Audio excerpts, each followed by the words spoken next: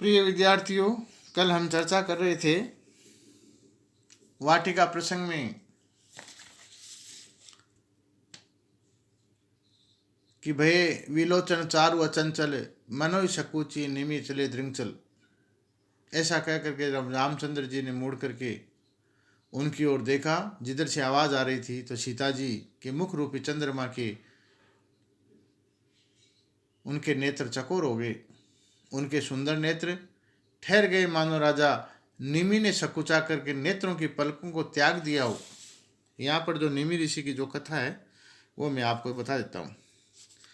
निमि है वो इक्ष्वाकु के पुत्र निमि ने वशिष्ठ से पुत्रेष्ट यज्ञ कराने की प्रार्थना की।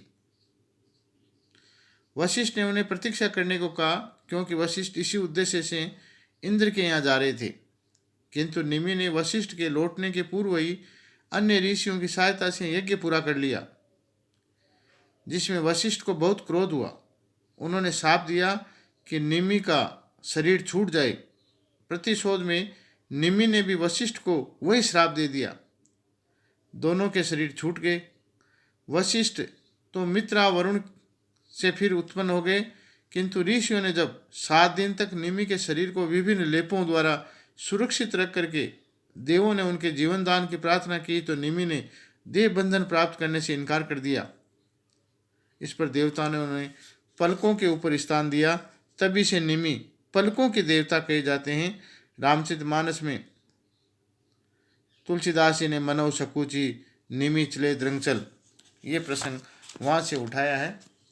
ये कथा निमि ऋषि की है। निमि है वो सीता जी के दादा हुए, और उधर रामचंद्र जी और सीता जी के जब आपस में आंखें एक दूसरे से मिल गई, तो निमि रिश्ते के अंदर दाद ससुर हो गए। उन दोनों के बीच में उनका क्या काम, तो वो सकुचा करके चले गए।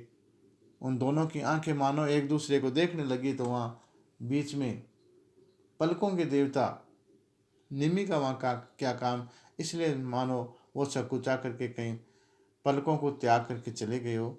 ये बड़ा ही सुंदर प्रसंग तुलसीदास जी ने रामचरितमानस में उद्धृत किया है। अब हम आगे का प्रसंग है वो पढ़ते हैं। देखिए सिय शोभा सुख पावा, हृदय सहारत वचनु नावा। जनु विरंची सब निज निपुणाई, विरची विश्व कह प्रगट देखाई। राम जी ने सीता जी की शोभा देखकर सुख प्राप्त हुआ कि हृदय में सराहना करने लगे, परंतु मुख से वो कोई वचन नहीं आ रहा था। मानो ब्रह्मा ने अपनी संपूर्ण योग्यता यानी संपूर्ण कारीगरी के साथ विश्व को ये प्रकट करके दिखा दिया है कि इतनी सुंदर मूर्ति बनाने वाला मेरे सिवा और कौन हो सकता है। सुंदरता कह सुंदर करई, छवि ग्रह दीप शिका जनु बरई। सब उपमा कवि रहे जुठारी, कही पटतर विधि कुमारी। जानकी की यह शोभा सुंदरता की वह सुंदरता प्रदान करती है, मानो छवि ग्रह में दीपशिका जलकर यानी सौंदर्य पर सौंदर्य प्रकट कर रही हो, सौंदर्य का प्रभाव दिखला रही हो। कवियों ने सभी कवियों की उपमाएं तो झूठा कर दिया है। विचार करता हूं कि अब मैं जनक नंदिनी की उपमा किससे दूं। सिय शोभा ही वर्णी प्रभु आपने जसी विचारी, बोले सूची मन अनुसन वचन समय अनुहारी। प्रभु हृदय में सीता जी की शोभा का वर्णन करते हैं, फिर अपनी दशा पर विचार करके पवित्र मन रामचंद्र जी लक्ष्मण से इस प्रकार से बोले। तात जनक तनैया यही सोई, धनुष यज्ञ जय कारण होई। पूजन गोर सखी ले आई, करत प्रकाशु फिरे फुलवाई। हे तात, मेरे विचार से राजा जनक की ये पुत्री है, जिसके कारण ये धनुष यज्ञ हो रहा है। सखियां इनके साथ गिरजा के पूजन के लिए आई है। इस समय पुष्प वाटिका में प्रकाश करती हुई फिर रही है। जासु विलोकी अलौकिक शोभा, सहज पुनित मौन मन शोभा। सो सब कारण जान विदाता, फरकई शुभ अंग सुनु भ्राता। जिसकी अलौकिक शोभा को देख करके स्वभाव से ही मेरे पवित्र मन में क्षोभ उत्पन्न हो गया है। हे भैया, ये सब कारण तो विधाता ही जानते हैं। मेरे तो शुभ अंग यानी सभी शुभ अंग फटकने लग रहे हैं। रघुवंश कर सद सुबाओ, मनु कुपंथ पग धरे न काऊ। मोहि अतिशय प्रीति मन केरी, जय सपनों पर नारी न हेरी। हे रघुवंशियों का यह स्वभाव प्रकृति से ही है कि उनका मन कुमार्ग पर पैर भी नहीं रखता। मुझे तो अपने मन पर अतिशय विश्वास है, जिसके स्वप्न में भी पराय नारी को नहीं देखा। ये प्रसंग पवित्र प्रसंग है, जिसमें राम जी के हृदय पर जनक दुलारी के आभूषणों की ध्वनि मात्र से इतना प्रभाव हुआ कि बरबस उधर देखना पड़ता और देखते ही रह गए। काम प्रभाव की चर्चा जिसको कई लोग छुपाते हुए आ रहे हैं, वो अपने छोटे भाई के साथ कर देते हैं। उनका मन कितना पवित्र है, मगर किस शुभ अंगों का फड़कना जान करके होने विधाता पर छोड़ देते हैं। मन का ही तो काम है कि महान कल्पनाएं करता है, परंतु हीन कल्पनाओं को भी भाई के सामने प्रकट करना पवित्रता का इससे अच्छा प्रमाण और क्या हो सकता है। जिनके लही नरी पुनन पीठी, नहीं पावई परती मनु दीठी। मंगन लही न जिनके, जिनके नाही ते नरबर, थोड़ी जग माही। शत्रु भी संग्राम में जिनकी पीठ नहीं देख पाते, और जिनकी पराई स्त्रियों को सपने में भी प्राप्त नहीं करते, याचक जिनके यहाँ से कभी इनकार नहीं सुनते, श्रेष्ठ पुरुष ऐसे जग में थोड़े ही हैं। इस चर्चा को रघुनाथ लक्ष्मण जी के साथ अपने कुल की प्रशंसा और मर्यादा सुना रहे हैं, जिसका दुर्भाग्य है कि आज देश में अपने कुल की इस प्रकार की चर्चा करने वाला कोई नहीं है।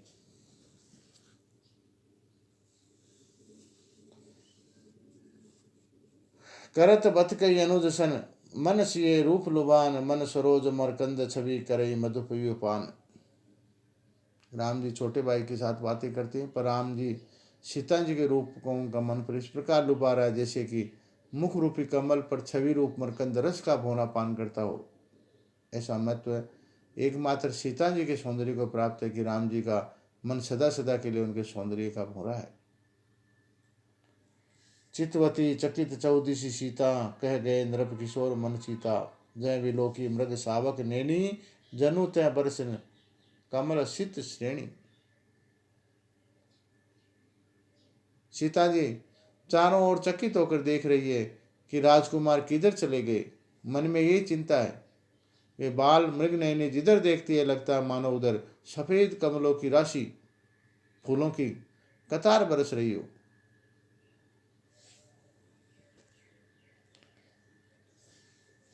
लता ओट तब सखिन लखाए, श्याम श्यामल गोर किशोर सुहाए।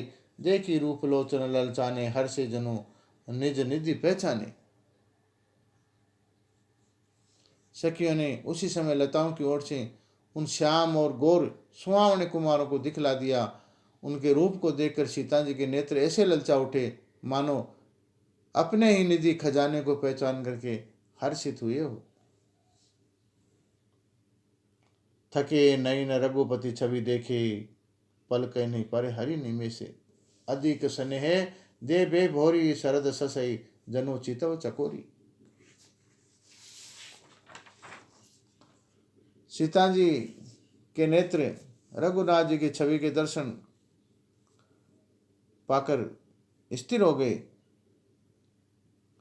उनको कोई कथन मन में आ नहीं सका। सभी कोई अपने निश्चित लक्ष्य तक पहुंच सकते हैं, अपने लक्ष्य को प्राप्ति तो हो गई, इसीलिए पलकों का गिनना छोड़ दिया। रघुनाथ जी अधिक स्नेह से शरीर की शुद्धि भूल गई, बस मानो चकोर शरद चंद्रमा को देख रही हो। चितवती चकित चहुदिशी सीता, कह गए मन किशोर मन चीता। वो राजा के लड़के कहाँ चले गए। जहाँ वो मृग नैनी देखती, वहाँ पर जैसे मानो कमलों की बरसात हो रही है। थके नयन रघुपति छवि देखे, थके हुए आंखें रामचंद्र जी की छवि को देखती रह गई और पलकों ने झपकना छोड़ दिया। अधिक समय के कारण से देह भारी हो गई और वो शरद ऋतु के चंद्रमा की चकोरी बन करके उनको देखने लगी। लोचन मग राम ही उरानी, दिन ही पलक कपाट शयानी। सब सिए सखी न प्रेम बस जानी, कहीं न सके कछु मन सकुचानी। चतुर शिरोमणि जानकी जी ने रामचंद्र जी को नेत्रों के मार्ग से हृदय में लेकर पलकों के द्वार बंद कर लिए। दृश्य का कोई चरम चक्षुओं से निरंतर इतनी देर तक नहीं देख सकता जितना कि ज्ञान के नेत्रों से देख सकता है। इसीलिए चरम नेत्रों को बंद करके मानो ध्यान में खो गई। सखियों ने जब सीता जी को प्रेम के वशीभूत जाना तो मन ही मन सकुचा गई, कुछ उनसे कह नहीं सकी। लता भवन ते प्रगट भय ते अवसर दो भाई, निक्षे जनो जुग विमल विधु, जलद पटल बिलगाई।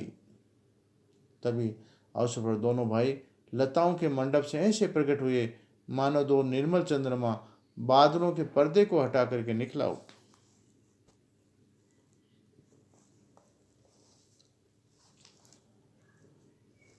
शोभा सिंह सुभग दो वीरा, नील पीत जलजात शरीरा, मोर पंख सिर सोहत के, गुछ बीच बीच कुसुम कली के।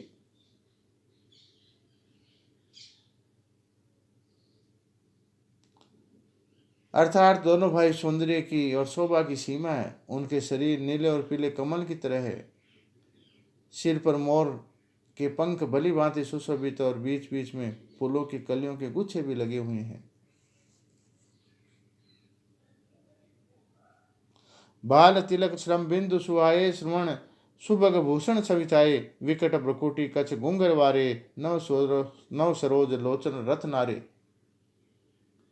मस्तक पर तिलक और फूल तोड़ने के श्रम के पसीने से बूंदे सुहा रही है, कानों में सुंदर आभूषणों की छवि छाई हुई है, भ्रकुटी टेढ़ी विकट बालों की से भरी हुई है, केश घुंघराले और नेत्र नए कमल के समान खिले हुए हैं, आभा युक्त है। चारु चिबुक नासिका कपोला, हास विलास लेत मन मोला, मुख छवि कहीं न जाई मोहि पाई, जो विलो की बहु काम लजाई। दोनों भाइयों की ठोड़ी नाक और गाल आकर्षक है। हंसने पर आनंद तो मानो मोल ही ले लेता है। अर्थात उनके दर्शन के आगे और कुछ दिखाई नहीं देता। मुँह से तो उनके मुख की छवि कहीं नहीं जाती, जिसे देख कर अनेक कामदेव भी लजा जाते हैं। उर्मनी माल कमुकुल ग्रीवा, काम कलब भुजबल सीमा, सुमन समेत बाम कर दोना, सांवर कुंवर सठी सखी सुटी सोना। हृदय पर मणियों की माला है, सुंदर संग के समान कंठ और कामदेव के हाथी के बच्चे की सूंड के समान उनकी भुजाएं हैं, जो कि बहुत बलशाली है, बल की सीमा है। हे सखी, देखो उनके बाएं हाथ में पुष्प का दोना भी है। पत्तों से बना हुआ ये सांवले कुंवर सुंदर और सलोने यानी मोहक है।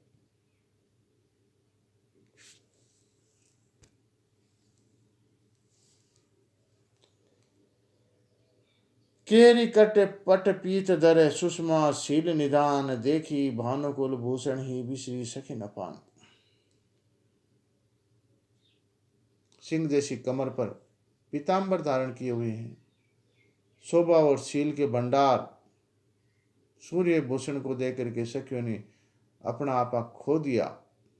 उनकी सुंदरता को देख करके केरी कट शेर की सी कमर, पट पीत धर पीड़ा कपड़ा धरा का है, सुषमा शील निदान, सुषमा शील और उनकी सुषमा और ऊंचे चरित्र के खजाने हैं। ऐसे भानुकुल, भानु मतलब सूर्य, कुल का मतलब वंश, भूषण का मतलब आभूषण, सूर्यवंशी ऐसे शील और सुषमा के खजाने को देख करके बिसरी भूल गई सखी न पान। अज्ञान के कारण अज्ञान में चली गई, सब कुछ भूल गई। इतनी सुंदरता को देख करके सखियां सब मोहित हो गई और रामचंद्र जी की छवि को देखती रह गई। इतने सुंदरता का वर्णन तुलसीदास जी ने बड़ा अच्छा किया है। तो आज हमने जो पढ़ा उसको एक बार वापस में समराइज कर देता हूँ कि निमि ऋषि का जो कथा है वो अपन ने पढ़ी। और पहले में रामचंद्र जी है वो लक्ष्मण जी के साथ बात करते हैं कि धनुष यज्ञ सीता जी की वजह से हो रहा है और अपने वंश की उन्होंने प्रशंसा की। फिर सीता जी को देख करके उनकी सुंदरता का वर्णन हुआ कि वो जहाँ कहीं भी वाटिका में घूमती ऐसी लगती है जैसे मानो फूलों की वर्षा हो रही हो। फिर रामचंद्र जी की शोभा का वर्णन तुलसीदास जी ने किया है कि नील पीत जलजात शरीरा और उर्मणि माल कम्मुकुल ग्रीवा काम कल भुजबल सीमा। ये